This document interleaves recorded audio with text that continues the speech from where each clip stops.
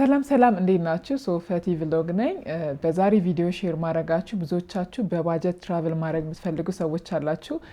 የተለያየ ሀገር መጎብኘት ትፈልጉና በተለይ ደግሞ ቅርብ የሆኑበት ሀገራቶች በተለይ ኬንያ፣ ዩጋንዳ፣ ሩዋንዳ መጎብኘት ትፈልጉና ነገር ግን ብሩ ብዙ ስለሆነ በተለይ የፕሌን ብር በዚህ ሰዓት በጣም ውድ ነው።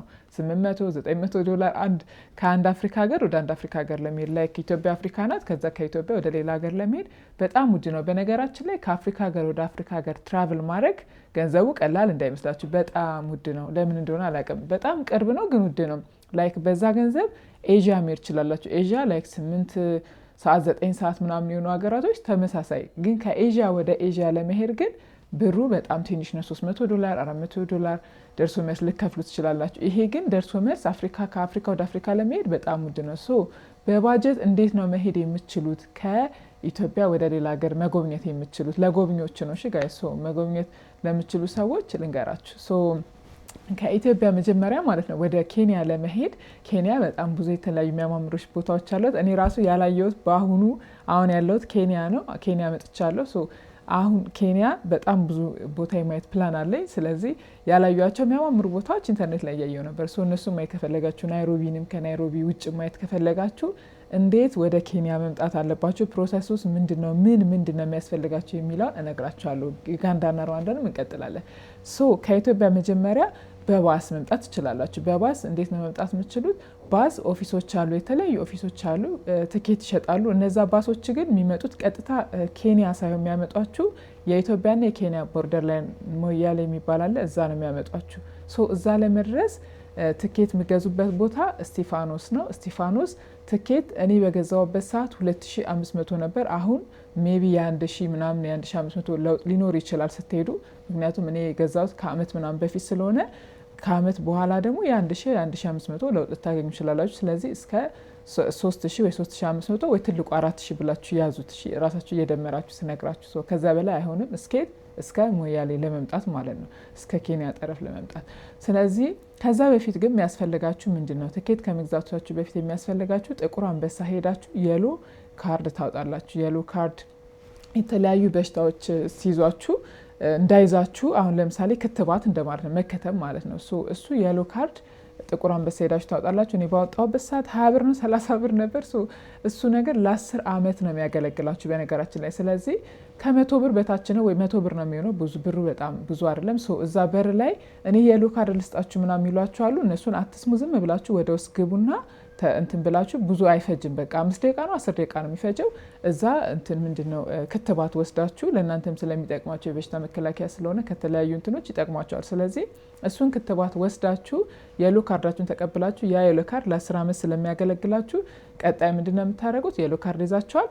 ከዛ ትኬታችሁን ትቆርጣላችሁ። ትኬት እስጢፋኖስ ቸርች እንዲህ በጀርባው በኩል ብዙ ኦፊሶች አሉ። ሰላም ባስ አለ፣ ኦዳ አለ፣ የተለያዩ አይ ቲንክ አባይም አለ መሰለኝ። ብቻ ግን ብዙ ኦፊሶች አሉ ወደ እዛ ሞያሌ የሚሄዱ ማለት ነው። ከዛ እንደዛ እንደነገርኳችሁ በዛ ብር ትቆርጡና ትኬታችሁን ከዛ ምንድነው የሚቀራችሁ?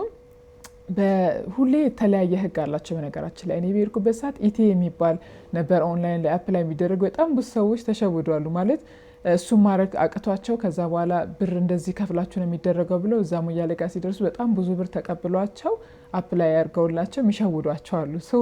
እሱ ነገር አሁን ቀርቷል። በነጻ ራሳችሁ ማድረግ የምችሉት ነገር ነበረ። ግን አሁን ደግሞ እሱ ቀርቶ ግን ሌላ ነገር ደግሞ አሁን በቅርቡ በዚች 15 ቀን ወይ 1 ወር ውስጥ አዲስ ህግ ወጥቷል። ምንድነው የወጣው? የኢቦላ ፎርም አለ። የኢቦላ ፎርም መምላት አለባችሁ። እሱን ሳሙሉ መሄድ አትችሉም። ከሄዳችሁ ያው ምንም አያረጓችሁ። ቦርደር ላይ ያው ቦርደር ሲሆን ብዙ ጊዜ ብር ምናምን ሊያስቸግሯችሁ ሊቀበላችሁ ይችላሉ። ግን በፕሌን ስትሄዱ ግን እዛው ኤርፖርት ላይ አምጡ ይሏችሁና የለኝም ካላችሁ ኢቦላ ኮድ ይሏችሁና አይ የለኝም ካላችሁ እዛው ያስሞላችኋል። ግን ይህን ሁላ ከምትከራተቱ ከኢትዮጵያ ከሄዳችሁ በፊት ከአንድ ቀን በፊት ማድረግ የምትችሉት ነገር ስለሆነ አሳያችኋለሁ። በእርግጥ በመኪና ስትሄዱ ከዚህ እስከ ሞያሌ 1 ቀን፣ ከዛ ደግሞ በዛ ሳይድ ስትሄዱ አስረዳችኋለሁ ብዬ ነው። እሺ ሌላ 1 ቀን ስለሚፈልግ እዛ ስትደርሱ 2 ቀን ይፈጅባችኋል። ስለዚህ ይህን የኢቦላ ኮድ የምትሞሉት በመኪና ከሆነ የምትሄዱት፣ ለሁለቱም ለፕሌኑ ለመኪና ላውራ፣ በመኪና ከሆነ የምትሄዱት ዛሬ የምትሄዱ ከሆነ ዛሬ ብትሞሉት ችግር የለውም። በቃ የስንት ደቂቃ የአንድ ደቂቃ ስራ ነው እሱን ኢቦላ እንትን ማድረግ 1 ደቂቃ ሁላ አይፈጅም። ግን በቃ ማክሲመም አድርገ ነው የ1 ደቂቃ ስራ ነው የኢቦላ ፎርም ሞልቶ ኮዱን ማግኘት ማለት ነው። ከዛ እንደዛ ስለሆነ ዛሬ ልትሄዱ ዛሬ ግን በፕሌን የምትሄዱ ከሆነ ከ1 ቀን በፊት የምታደርጉት ችግር የለውም ፍላይቱ ሩቅ ስላልሆነ ማለት ነው። እንደዛ እሱን ትሞላላችሁ። የት ነው የምንሞላው እንዴት ነው የምንሞላው ለሚባለው ደግሞ ዲስክሪፕሽን ላይ አስቀምጥላችኋለሁ። እሺ ከቪዲዮ ስር ስትገቡ ዲስክሪፕሽን ላይ የኢቦላ ፎርም እንዴት መሙላት ያለባችሁ ምን ላይ እንደሆነ እሱን አደርግላችኋለሁ። ከዛ ደግሞ ቀጣይ ምንድነው የሚያስፈልጋችሁ ሆቴል ብዙ ጊዜ እኛ ኢንተርናሽናል ካርድ የለንም። ምንድነው የምታደርጉት ቡክ ማድረግ ብቻ booking.com ላይ ሊሆን ይችላል፣ ኤክስፒዲያ ሊሆን ይችላል፣ trip.com ሊሆን ይችላል። ሰርች አድርጋችሁ ሆቴል ቺፐስት ሆቴል ወይም ደግሞ ባጀት ሆቴል ብላችሁ እዛ ሆቴሉን ቡክ ታደርጋላችሁ። ለምንድነው ቡክ የምታደርጉት? እዛ ኢሚግሬሽን ላይ ስትሄዱ ይጠይቋቸዋል። የት ነው የምታርፉ ስትባሉ ሆቴል ስትባሉ የት አለ ምናምን ሊሏችሁ ይችላሉ። አድሬሱን ሊጠይቋችሁ ይችላሉ። እንደዛ ሊሏችሁ ስለሚችል ሆቴል ቡክ ማድረጋችሁ ግዴታ ነው ማለት። ለስንት ቀን ነው የምታደርጉት? ለ2 ቀንም ለ3 ቀንም ለሳምንትም ማድረግ መብታችሁ ነው። ቡክ ታደርጋላችሁ። ብቻ ይኑራችሁ ነው አድሬስ። ሌላኛው አማራጭ ደግሞ ምንድነው እዚህ ኬንያ ውስጥ ሰው የምታውቁ ከሆነ እዚህ የሚኖር ሰው የጓደኛ ምናምን ካላችሁ የእነሱን አድሬስ መያዝ ትችላላችሁ። ወይም አይዲያቸውን ወይም ደግሞ ፎቶ ቢልኩላችሁ ወይም ደግሞ አንተናቸውን አድሬሳቸውን፣ ስልክ ቁጥራቸውን፣ ስማቸውን ምናምን ከላኩላችሁ የት ነው የምታርፉ ስትባሉ ጓደኛ ያለችኝ ወይ ፋሚሊ ከሆነ ፋሚሊ ያለኝ ትላላችሁ። አድራሻቸው ከተባላችሁ እሱን የተሰጣችሁን አድራሻ ስልካችሁ ላይ ተላከላችሁ እሱን ታሳያላችሁ ወይም ትሞላላችሁ ማለት ነው። ይሄ ነው ያለው ነገር። ሌላው ደግሞ ምንድነው በመኪና የምትሄዱ ከሆነ መመለሻ ትኬት አትጠየቁ። ምክንያቱም በቦርደር መመለሻ ትኬት የለውማ በመኪና ስለማይሰጡ ብዙ ጊዜ አይጠይቋችሁም። ግን በፕሌን ስትሄዱ ግን ዋን ዌይ መቁረጥ አይቻልም። ዋን ዌይ ማለት ልክ እንዴት ነው ወደ ኬንያ መሄጃ ብቻ አይቻልም። ደርሶ መልስ መቁረጥ አለባችሁ። ወይም ደግሞ ወደ ሌላ ሀገር ለምሳሌ አሁን ኬንያ እኔ አሁን ሲሄድ ለምሳሌ ሩዋንዳ ነው የሄድኩት። ቀጥታ ሩዋንዳ ሄድኩኛ አንድ ብቻ ትኬት ቢኖረኝ አያስገቡኝም በፍላይት ስለሆነ የሄድኩት። ግን የኔ ትኬት ምንድነው ኬንያ ሄዳለሁ፣ ከኬንያ ደግሞ ሩዋንዳ ሄዳለሁ፣ ከሩዋንዳ ደግሞ የኬንያ ነበረው ሪተርን ትኬት ይባላል። ሪተርን ትኬት ስለነበረው አይታውት ምንም አላሉኝም። ከሌለው ግን ወይ የሚተባበራችሁ ሰው መኖር አለበት፣ እንደዚህ ትኬት ኦፊስ ላይ የምታውቁ ሰው ቡክ የሚያደርግላችሁ መመለሻውን። ከዛ በኋላ ያው ከገባችሁ በኋላ ካንስል ማድረግ የሚችል ከሆነ እንደዛ የሚተባበራችሁ ሰው መኖር አለበት፣ ወይ ደግሞ ግዴታ ወይ ወደ ሌላ ሀገር የምትሄዱበት ትኬት መኖር አለበት። ብቻ ከዛ ሀገር መውጣታችሁን የሚያሳይ መኖር አለበት። ግን በባስ ሲሆን ግን ይህን ሁላ ነገር የለውም። ምክንያቱም ሪተርን ትኬት ባስ እንደሌለው ስለሚያውቁ ማለት ነው። ስለዚህ ይሄ አሁን ጨረስን፣ እስኬት የሚያስፈልጋችሁ ነገር ጨረስን እዛ ለመግባት ማለት ነው። ከዛ ከኢትዮጵያ ባስ ሌሊት ነው የሚነሳ፣ ሰዓቱን ይነግሯቸዋል። ራሳቸው ትኬት ስቆጡ ይነግሯቸዋል። ከዛ እሱ ባስ ይዛችሁ ትሄዳላችሁ። ከዛ ሞያሌ ስትደርሱ እንትን ነው የሚሆነው። ምንድነው ሞያሌ ስትደርሱ ከዚህ ሌሊት ነው የምትነሱት፣ ግን እዛ ማታ ነው የምትደርሱ። ስለዚህ ኢሚግሬሽን ኦፊስ ይዘጋል። በማታ የኢትዮጵያ ስለማይሰራ የኬንያዎችም አይሰሩም ማለት ነው። ምንድነው የምታደርጉት? እዛው ባሱ ያወረዳችሁ ቦታ ሆቴል አለ።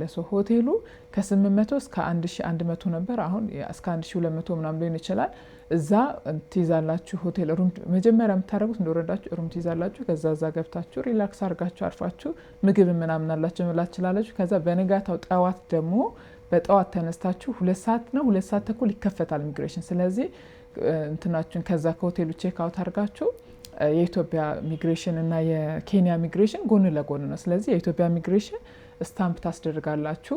እንትናችሁን ለምን እንደምትሄዱት ለመጎብኘት ምናምን በቃ ታስረዳችኋላችሁ። ለመጎብኘት ብላችሁ ትናገራላችሁ። እዛ ላይ ይመቱላችኋል። ከዛ ደግሞ እዚህ ጋር ተመቶላችሁ የኢትዮጵያ መውጫ፣ የኬንያ ደግሞ እዛው አለ ጎረቤት፣ አጠገብ ላጠገብ ነው፣ አንድ ቢልዲንግ ላይ ነው። ስለዚህ የኬንያም ደግሞ ለምንድን ነው የምትመጡት ይላችኋል። ለጉብኝት ነው ትላላችሁ። ለምን ያህል ጊዜ ነው ሊሏችሁ ይችላሉ። ሳምንት ትላላችሁ። ዝም ብላችሁ ጊዜ ለጉብኝት ሲሆን ሳምንት ምናምን ነው የሚባለው። 15 ቀንም ማለት ትችላላችሁ፣ ግን ሳምንት የተለመደ ነው ብትሉ እንደዛ ትላላችሁ። የሎ ፊቨር ይጠይቋችኋል። የሎ ካርዳችሁን ታሳያላችሁ። ኮድ ደግሞ የኢቦላ አሁን አዲስ ስለሆነ እሱንም ይጠይቋችኋል። እሱንም ታሳያላችሁ። ከዛ አድራሻ ምናምን የምታርፉበት ቅድም የነገርኳችሁ የሆቴል ምናምን የለም። በቃ የተለመደ ኢሚግሬሽን ኦፊሰር የሚጠይቅ ጥያቄ ነው። እሱን ትናገሩና ከተመታላችሁ በኋላ ሞያሌ ላይ ያላችሁ ታዲያ የኢትዮጵያና የኬንያ ቦርደር ላይ ስለሆነ ያላችሁ ሲመቱላችሁ ትወጣላችሁ። ከዛ ስትወጡ የኢትዮጵያ ብር ይመነዘራል። በነገራችን ላይ የኢትዮጵያ ብር ካላችሁ እዛች ጋር ትመነዝራላችሁ ከወጣችሁ በኋላ ማለት ልክ እነሱን አስመታችሁ ከግቢ ነገር ነው ውጥት ስትሉ እዛ አሉ ራሱ ቁጭ ብለው የሚመነዝሩ አሉ። እነሱ ገና እነሱ ጋር ተመነዝሩና ብራችሁን ወደ ኬንያ ሺሊንግ ታደርጉና እዛው ደግሞ እዛው አካባቢ ደግሞ ገና ስትወጡ ኬንያ ናችሁ እያለ ይከተላችኋል። ትንሽ ተጠንቀቁ፣ ቦርደር ስለሆነ ሌቦች ምናምን አሉ እዛ አካባቢ። ግን እንደዛ የሚሏችሁ ሁሉ ሌቦች አይደሉም። እንደዛ የሚሏችሁ ሰዎች ኦፊስ ያላቸው ሰዎች ወይም ደግሞ ለእነሱ የሚሰሩ ሰዎች ናቸው።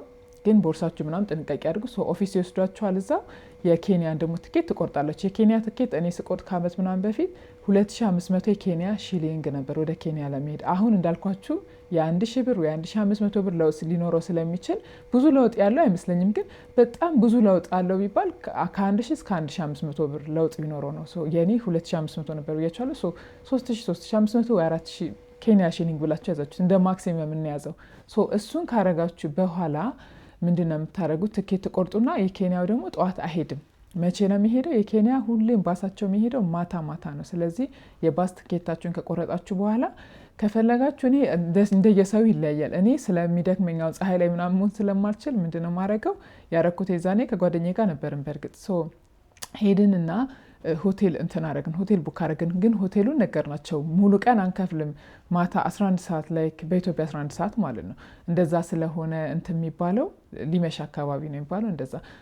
እንደዛ 11 ሰዓት አካባቢ ስለሆነ የሚሄደው መኪናው የኬንያው ስለማናድር የግማሽ ቀን አድርጉልን። ለምሳሌ የቀን ሙሉ 1000 በኬንያ ሺሊንግ ቢሆን 500 ብር አድርጉልን ማለት ነው። እንደዛ ብለን ግማሹን ከፈልን። እንደዛ ያደረግንበት ምክንያት ደግሞ ሻወር መውሰድ ፈልገን ነበረ። ሻወር እንደገና ሻንጣችንን ማስቀመጥ ፈልገናል። ትንሽ ማረፍ ምናምን ፈልገናል።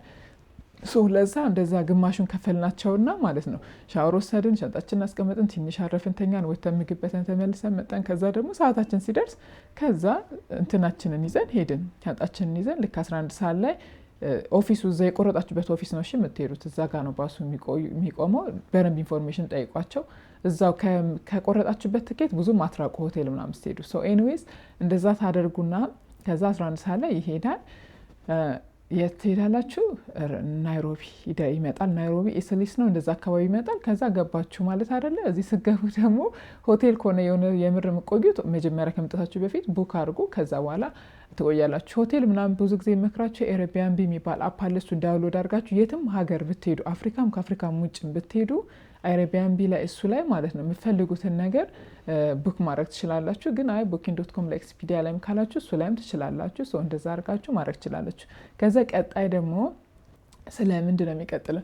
ስለ ሩዋንዳ፣ ስለ ዩጋንዳ ምናምን። ከዩጋንዳ ወደ ሩዋንዳ እንዴት ነው የሚሄዱ የምችሉት? ከኬንያ ወደ ሌላ ሀገር ወደ ሩዋንዳ፣ ከኬንያ ወደ ዩጋንዳ፣ ከዩጋንዳ ወደ ሩዋንዳ ደግሞ የጠይቃችሁኝ ሰዎች አላችሁ ቲክቶክ ላይ። እሱን ደግሞ እንዴት ነው መሄድ የምችሉት የሚለውን ደግሞ ቪዲዮ እንድሰራላችሁ የምፈልጉ ከሆነ ኮመንት ላይ ንገሩኝ። ወዳችኋለሁ ጋይ። ሰብስክራይብ ማድረጋችሁን እንዳረሱ፣ ላይክ እና ሼር አድርጉ። ለሚፈልጉ ሰዎች እንዲደርስ አድርጎ። ወዳችኋለሁ። ባይ